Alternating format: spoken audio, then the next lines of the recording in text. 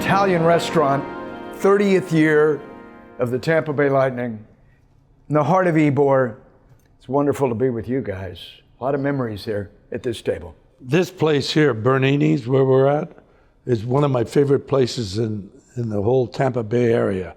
And to do this here for my crazy friend Jason Fernandez is a privilege. But it just does remind me of that scene in The Godfather, which you brought up. Scary a little bit. if Henry gets up to go, we're leaving. We're at Henry. I'm the quiet one. Oh yeah, I know, that's what scares me. How did you meet? Phil, you're an attorney, career attorney. Grew up in baseball. Your dad, Gabe Paul. How did you meet Phil Esposito? Well, actually, I met him and he doesn't remember. I was in Boston in school back in the 70s, and I was working for the radio station there, and I had to go in and interview him. And you know, I saw him and he was laughing and jovial. It was a big game. He was with the Rangers coming in This is Boston. after he played for the Bruins. He was in with the Rangers. And I said, I've never seen a guy this loose before a big game like this. Now, of course, he doesn't remember that, but then I met him again in March of 1990. We had a mutual friend, and Phil was playing golf with his buddies in Orlando, and pick it up from there. And I get a phone call from this mutual friend. He says, listen, you should go to Tampa and meet Henry Paul. And I says, well, I don't know. We'll see. So we finished the round and we played another round. We played 36 that day. And I played very, very well. I made a few shekels and I was happy. I said, hell, I'm gonna go. But I didn't go back to the hotel. I went into the pro shop and bought a pair of golf slacks and another golf shirt. And I had my shoes, but no socks and stuff. And I took the car, the guys took the cab back to the hotel, and I drove in and met them at Malio's. The old Malio's. Malio's. And we had a crew there. Okay, I know McEwen was there. Yes. Tom McEwen. Yes. And the guy that owned QYK. Mike Osterhout, who was flush right then. Things didn't go so well after that with Q105, which was a valuable property at that time. It soon would not be. And we had a lawyer, Peter Hobson, there who worked with Q105. And I'm trying to think, there was one or two other people. There were two other people there, and I can't remember who they were. One guy's name was Smith. I remember that. Oh, the tomato people. Is that what they were? From Ruskin. Ruskin, okay. That's exactly right. Because McEwen wanted them there. Supposedly they had some money that they would be willing to invest. Anyway, so I drove in, and when I'm driving off of I-4, I'm coming in to Tampa, I'm looking, I'm going, where are the buildings? There are no buildings. How could this be the 12th largest television market in the country? There's no buildings. I said, oh my Lord, and I get to Malio's. I like Malio's right away, by the way. It was landmark a great Italian restaurant. It was a great joint. I really liked it. We had more meals there than you can imagine. You're right. And we go into this private room in the back, and they're all sitting there, and we're talking, and I don't usually care that much for lawyers, but I looked at him, and I don't know what it was. I liked him immediately, okay? And he was a lawyer, and I'm thinking, this isn't good. I'm thinking to myself, he's a lawyer. I got to be very careful here. And we've got another lawyer over there. Well, these guys will steal me blind. Okay? Are you still trying to determine where you have the idea now? You're convinced you're going to bring the NHL to Florida? What are you doing? I was convinced about Florida. What are you doing down here other than playing golf? Well, living down here? I went to Orlando. Yeah. And talked to Pat Williams, who was running the Magic team. Right, founding father. He said, I don't want any part of hockey. Well, why'd you pick Florida? Why'd I pick Florida? Yes. Because I liked Florida. I thought it was the perfect place for me to go. I didn't have any, I liked it. My vacations after a season, we went down here. In fact, I can tell you one funny story. After the second Stanley Cup, or the first Stanley Cup, in 70, I woke up and I was in Florida with Bobby Orr and Eddie Johnson. We don't know how the hell we even got there, but we were here. And I liked it right away. And And I even came here on my honeymoon, my first marriage.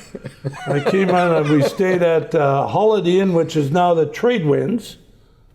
Out on the water? Out in the water there. I remember that because my wife at the time, I rented a convertible. She wouldn't let me put the top down. I said, That can lead to marital discord. But Yeah, you that had can be heard a something problem. when you were on at the Board of Governors meeting.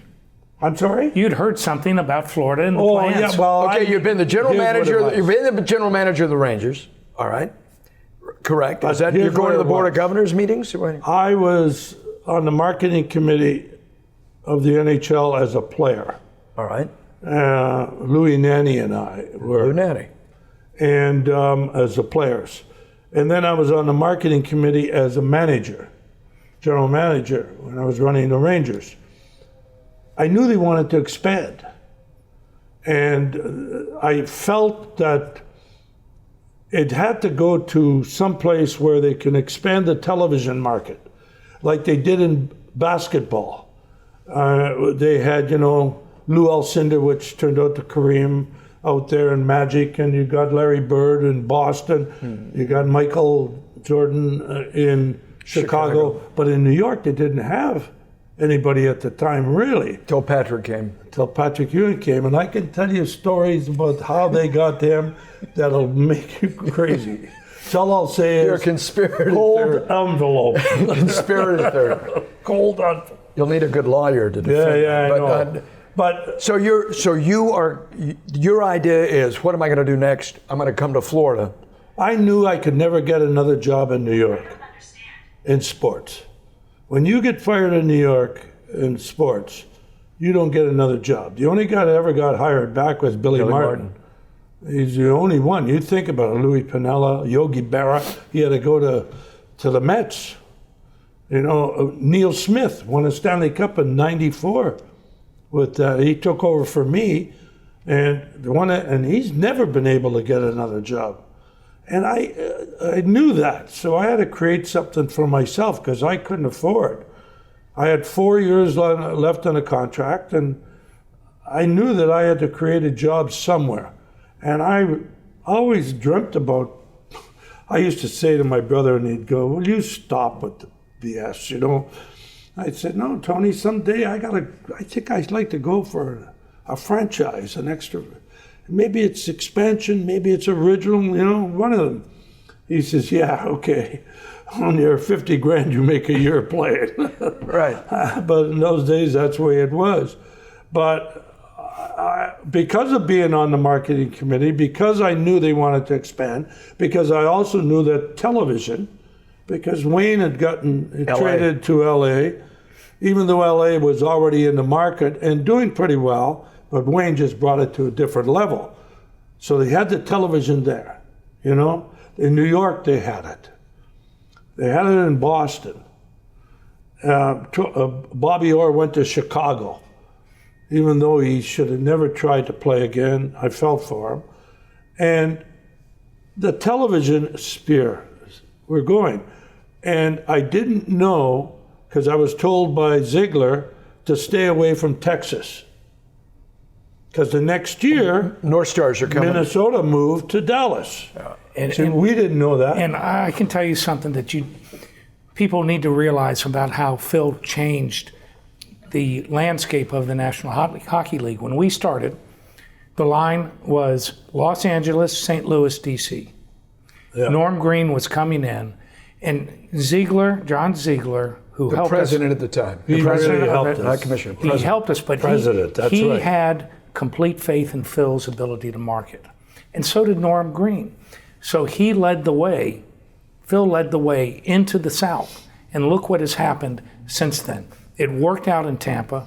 Norm Green came in, and the whole landscape of the NHL changed. And that's one of the reasons I think Phil should be in the Hall of Fame as a founder. Good point. As a builder. What convinced you that here, coming off a golf course, and he's Phil Esposito for all he's accomplished on the ice, that he could create franchises in Florida, and this could be legitimate. This could happen. Well, you had to. Well, first of all, we had a lot of fun. We hit it off right at the start and a lot of laughs. But my father very wise Yeah. in sports, head of the Yankees, put the deal together with the baseball guy, put the deal together with George Steinbrenner and the group. And He did Steinbrenner's acquisition of the Yankees? he was the baseball guy. George came to him and said, I want to buy the Indians. That didn't work out.